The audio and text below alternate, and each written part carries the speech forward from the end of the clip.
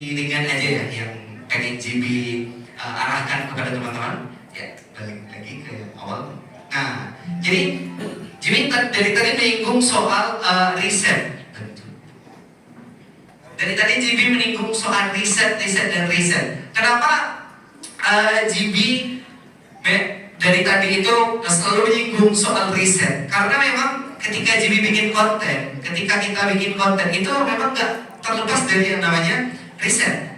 Karena sebelum kita mulai, kita harus tahu dulu nih apa target kita, apa tujuan kita, dari mulai tujuan followersnya siapa aja, karakteristik konten yang akan kita bangun seperti apa. Jadi mungkin sebagian orang menganggap remeh, alah gue konten tuh murah segala macam.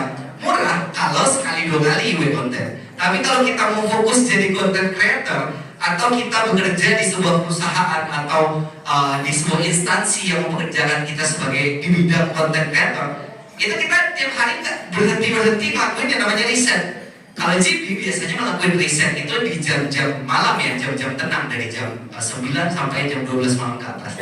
Pada saat tenang, karena pada saat itulah ada inspirasi muncul. Boleh next dong. Tujuannya apa? Tapi bukan saat sholat ya, saat sholat tekan naik. Oh tentu tidak Pak. Kalau nyari kunci saat sholat bisa? Nggak bisa aja Pak. kita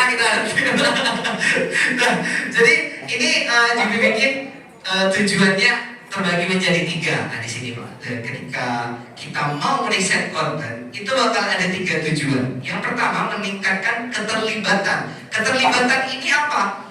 Sama seperti tujuan atau tema kita pada hari ini. Keterlibatan itu bukan hanya di online, komen, like, share, bukan hanya itu. Keterlibatan langsung pun harus kita riset dari awal. Contoh, misalnya kita riset dari awal tujuannya ingin membuat konten edukasi tentang bagaimana cara masyarakat kita tidak membuang sampah sembarangan, atau setidaknya tahu bedanya sampah organik itu segala macam. Nah, tujuan emang riset itu tujuan kita harus meningkatkan interaksi nantinya di media sosial dan aksi nyata nantinya di dunia nyata, di dunia offline, di dunia tujuannya supaya orang tidak menerima uang dalam politik. Nah, kalau kita di situ ini temanya ya Pak ya. Nah, balik lagi emang di riset gitu sebelum kita ngelakuin konten nantinya, yang goals kita adalah memang menggerakkan orang-orang biar nggak kena money politik, biar tidak terpengaruh dengan hal-hal negatif lah ya dalam